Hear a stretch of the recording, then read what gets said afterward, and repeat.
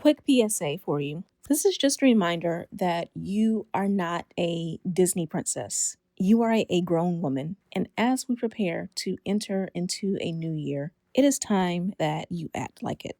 So, welcome to Christianish. If this is your first time encountering me, my name is Keshia Rice. I am a dating coach and certified hypnotherapist. I help women learn how to heal from their unhealthy relationship patterns and attract loving, healthy, cherished relationships. And I want to talk about something that I am seeing a lot of online right now, which is this whole idea of princess culture.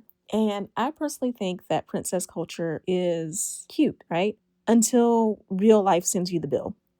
And I think that a lot of what we are seeing right now is a recession indicator, and it's also rooted in fear. So all of these content creators now who are talking about soft life, finding a man who's going to provide for you, expecting to be taken care of, all of that. I want to say that there's nothing wrong with the principle of wanting to have a partner who is a provider. And this is not anti-feminist or feminist really in any way. This episode though is anti-infantilization. And if you stick around, we're going to talk about how this princess culture came to be, but then I'm also going to talk about how to replace that princess thinking and how that will change your dating outcomes so that you will end up in a much healthier and happier relationship. So, when we talk about princess thinking, again, this is not about shaming, but it is about understanding our conditioning. So, I'm a millennial. Most of the women that I work with are either millennials or they are Gen Z. And if you are somewhere between your 20s and your 40s, you've been raised on Disney culture, right? You've been raised on this whole idea that you as a woman will find yourself in distress and some prince will come and save the day. And one of the things that I've always noticed about those fairy tales is that they always end with the wedding and then some and they lived happily ever after message, right? They don't talk about what happens after the princess gets rescued. They don't talk about the day-to-day hardships of maintaining a relationship. They don't talk about the struggles of, being a parent because I'm sure most of these princesses ended up having little princes and princesses of their own, right? They don't talk about communicating with this prince, right? Because in all of these movies, the princess and the prince fall in love in like 2 seconds. And they don't talk about what communicating for the next 40, 50, 60 years looks like. What they are not talking about is the problems with wanting this princess treatment because it is rooted in waiting around for the right man to come along instead of putting yourself in a position to choose the right man for you. It is rooted in leading with your feelings instead of leading with your discernment. It's rooting in believing that love overrides everything, including your logic. And it's also rooted in confusing being desired with being protected. When you allow yourself to fall into this princess thinking, you take your responsibility and you outsource it. You outsource it to someone else who may do things that are good for you, but only to the extent that they work out for them as well. And you outsource your responsibility to romance. It is getting into a relationship and then whenever problems arise, telling yourself, oh, he'll figure it out. Or if it's meant to be, it's going to work out. Or love always finds a way. Or one of the most dangerous ones, I don't want to think about money. I will marry someone who can take care of all of that for me. And I understand the temptation, right? Because outsourcing your responsibility to another person takes away decision fatigue, right? It keeps you from having to be accountable, at least for a while. And it feels like you're operating in your feminine energy. And I want to emphasize that it feels like you're operating in your feminine because you're not. Feminine energy, they talk about women's intuition for a reason, right? Feminine energy is rooted in pattern recognition and discernment. And when you allow yourself to be overcome by this princess thinking, you lose those things. This princess thinking also promises safety. but it doesn't really prepare you for what safety should look like and should feel like. It doesn't put you in a position to truly guarantee your safety. Princess culture in general, it thrives in this whole realm of uncertainty because it promises you relief from having to make decisions, from having to take care of yourself, from having to protect yourself, but it doesn't give you any real structure because you can fall into this princess thinking. You can marry someone who is a provider and you hear the unsavory outcomes, right? You hear the woman who becomes a stay-at-home wife and mother gives up her entire career, and then there's no prenup, there's no financial protection, so he divorces her and she winds up homeless, or she winds up, in poverty. You hear those situations. You hear the woman who stays in the relationship with the man who is cheating because she feels like she can't go anywhere else. But even in the happy scenarios, what if your provider man is injured and can no longer work, right? What if you make the decision to leave the relationship and it's amicable? There's no hard feelings or anything, but you're still left financially vulnerable by that. You don't have these structures in place when you completely fall into the realm of this princess thinking. When you allow yourself to completely give yourself over to princess thinking, princess culture, it's going to cost you. There are four things that it will cost you. One is your financial stability. Completely relying on another person leaves you very financially vulnerable. It leaves you dependent on someone else without a guarantee that they are going to protect you. And before you come at me with, oh, marriage has protections, it has some, but not everything, not 100%. Before you come at me with, he loves me, he would never do that.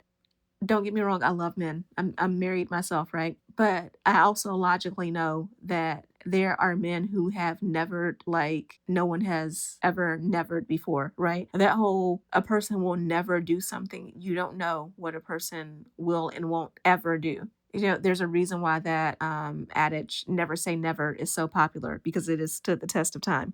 And this is even more true when you are falling into that trap of stay at home girlfriend, because you really have no protections. If you are not married to this person, you also don't have any children with them, which means that not that you should rely on child support, but that means that if the relationship ends, you don't even have a chance at that. You could be kicked out just as easily as you were brought in. In fact, I remember not long after I graduated college, I had a friend who, again, right after we graduated, we were looking for jobs and struggling and all of that because the economy was trash. And I remember her getting into a relationship, being so happy, so excited, because she was just completely enamored by this guy, and he had wealth and he would take her all these different places and buy things for her and all of that. And then he ended up getting an apartment for her to live in. So they were together for several months. She thought that everything was great. She was a stay-at-home girlfriend without actually having to live with this guy because, again, he got her own place. And then one day she decided to leave town to go visit family. And when she came back, the locks were changed and he had a new girlfriend and he had moved the new girlfriend in, right? She ended up basically having to leave that relationship with pretty much literally the clothes on her back. So when you especially fall into that trap of stay-at-home girlfriend, again, not wife or mother, you really have no legal or financial recourse in a situation like that. If you can't afford to leave a relationship, you are not being taken care of. You are being contained. And I really want you to understand that because, again, there's absolutely nothing wrong with a man who loves you enough to want to take care of you. But if that's going to be the case, you need to have your own first.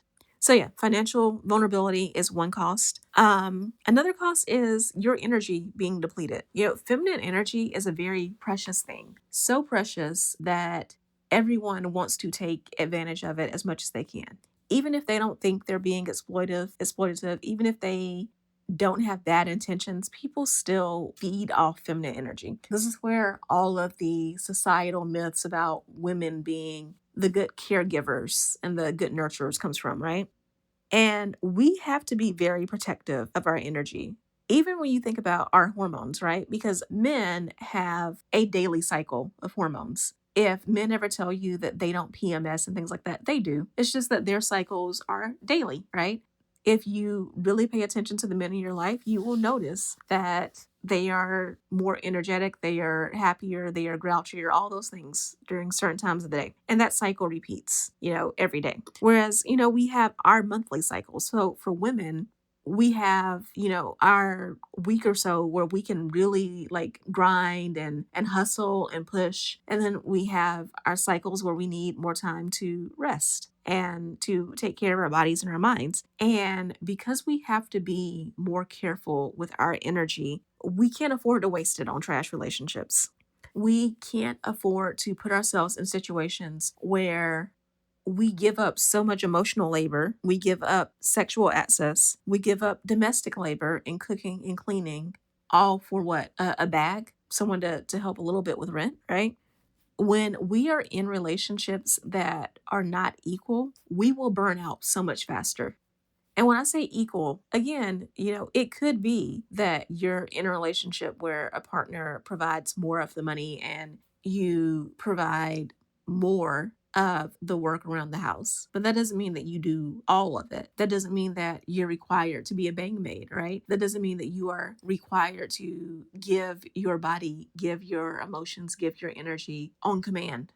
And again, this is where having your own comes to play, because you can make sure that if someone tries to put you in that situation, you can leave. The third cost of this princess thinking is delayed discernment.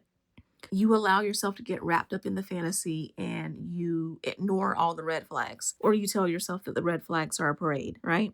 Instead of looking at the patterns that are right in front of you, you keep focusing on the potential that maybe if you make yourself a little bit prettier, if you do your hair differently, if you dress differently, if you make yourself quieter and smaller and hide your real opinions, that you'll get more love and affection and more provision. And you start to confuse the intensity of these relationships with intimacy, thinking that because this person moved quick, they love bombed you, and then you're on this roller coaster of sometimes being treated well and sometimes being treated like garbage. You think that that is intimacy and that is love. The fourth thing that this princess thinking will cost you is your self trust, because you will start outsourcing decisions to him. You will also start outsourcing decisions to anything that's outside of you. So the quote unquote chemistry that you have with this person, even though that chemistry is likely a trauma bond, you'll start outsizing or outsourcing your decisions to signs, constantly asking God to show you a sign. Or you'll start outsourcing to astrology and psychics and tarot readers and all of that. Instead of choosing the right person for you, you will sit around waiting to be chosen. And instead of being intentional about your love life, you will allow yourself to just be reactive, just waiting for whatever comes along. So here's what it looks like to actually behave as an adult grown woman instead of a Disney princess. It means taking your power back.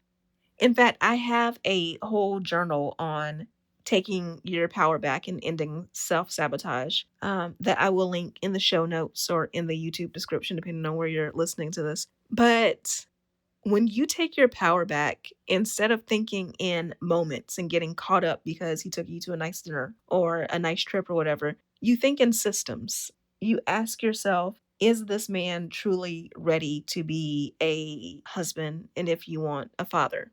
You can plan for both the best case scenarios and the worst case scenarios without panicking about it. You know that either way, you're good. You don't trust a man's charisma. Like, you understand that that's nice. Like, everyone wants someone who's charming, right? But instead, you choose men based on their consistency and what those consistent actions show you. And you understand that love is not enough. Like, love is beautiful, love is great, but in addition to that love, you also need communication. You need integrity. You need trust. There are so many things that you need beyond the love. When you are a grown woman, you don't ask whether or not you feel chosen. Instead, you ask, is this relationship sustainable? And you also really hone in on your femininity. And again, what it means to be a grown feminine woman, not to be infantilized. Because when you allow yourself to be soft, but you don't have structure behind it, you leave yourself vulnerable. This is why when we talk about masculine and feminine energy, it's important to understand that as a woman, like, yes, you can be in a relationship where you are the more feminine person and the man that you're with is the more masculine person, but you also have masculine and feminine energy within yourself. You have masculine energy. And the importance of your personal masculine energy is to set up structures in the forms of boundaries and standards that allow you to flow within those and to embrace your softness with those in place. It's understanding that femininity without discernment is dangerous, and allowing yourself to be comfortable enough with another person to express your emotions without having boundaries invites chaos into your life. When you are truly a grown feminine woman, you know how to govern yourself. This is why things like prenups exist. They don't just protect men, they protect women as well, right? This is why boundaries are important. Setting and enforcing them are important. This is why, even after you are married to someone, having financial structures like separate bank accounts are important. And not to say you can't have a joint one. I mean, a lot of couples do that. They have a joint account for household expenses and they have separate ones too. But as a woman, my great grandmother, my grandmother, my mother have all always said to me growing up, God bless the girl who has her own. So I want to be clear because I know some feathers will be ruffled by this, but this message isn't for women who want to be rescued or who want to have a fantasy life in dating. And it's not for women who refuse responsibility either. But if and only if you want peace and true partnership and to feel truly in control of your life, then I really hope that you will take this message to heart, because fantasy feels good, but it's discernment that keeps you safe. So sit with us, think about it, and if you're truly ready to embrace a life that is full of not just love and care, but also peace, and knowing that it's possible to have a relationship where you are taken care of without being controlled, then I'd love to talk with you about what that life looks like. You can schedule a call with me. We can talk about coaching. But at the end of the day, I just want you to remember that you're not a princess. You are a grown woman. And knowing that, that is where your power lives. This podcast is brought to you by Contessa Digital.